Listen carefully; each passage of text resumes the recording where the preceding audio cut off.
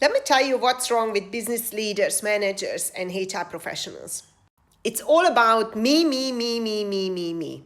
We fail to think about what's best for the company and the employees, and it's always all about me, me, me at every level of the organization. This self-centered mindset is precisely the reason why workplaces struggle and maybe even fail. I will give you a specific example of an exercise that I always give to HR professionals, leaders, and managers, and they always prove me right. But before that, you might argue that, you know what, people, managers, leaders are working extremely hard to achieve those KPIs.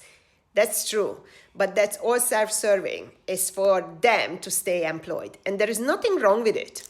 Here I'm talking about the mindset. So I run workshops for leaders and HR and managers with the aim of fixing the organization rather than blaming the employees. One particular exercise in employee experience design is about mapping out the touch points along the employee life cycle to identify frictions between employees and the organization. So here I ask them, you need to think for your people and for the business in terms of people, processes, and systems. They fail every single time because this is what they do. HR, managers and leaders don't complete the annual appraisal process on time, so we can't submit our reports. So as you can see, it's all about them. They can't complete their task. So then I ask them, was this the exercise? Did you think for your people? Did you think for the business in terms of annual appraisal if you chose that topic? And they don't even understand what I'm asking.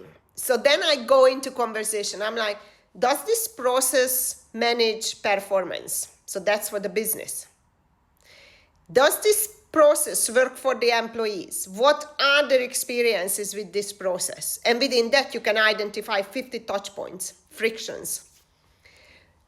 They can't think this way.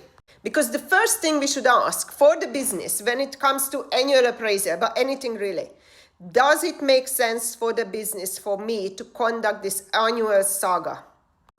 Yes, why? No, why not?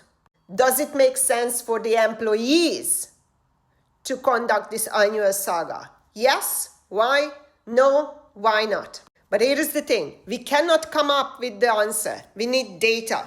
So we need to collect continuously data to justify the existence, continuation, or introduction of any process.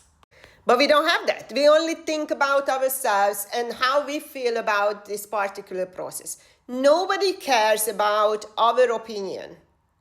And we need to start thinking for the business if you are in HR, management, or leadership position.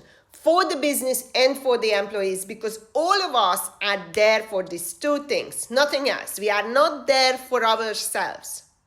So the moment you step into the management role, you have to change your mindset. Because I do understand and I support even employees, the line level employees, they are there for themselves. They are earning money. I never ask them to think for others, literally, apart from their department, for their team members. But for the company, don't think. Managers and above get paid enough to do this. And we just continue this mindset all the way to the most senior leader in any organization. And that's why companies are struggling, because everybody has this self-centered mindset, and it comes out with the simplest exercise. You ask them, think for the business, think for the people, take one process and make that analysis. And you can't make it about yourself. Good luck.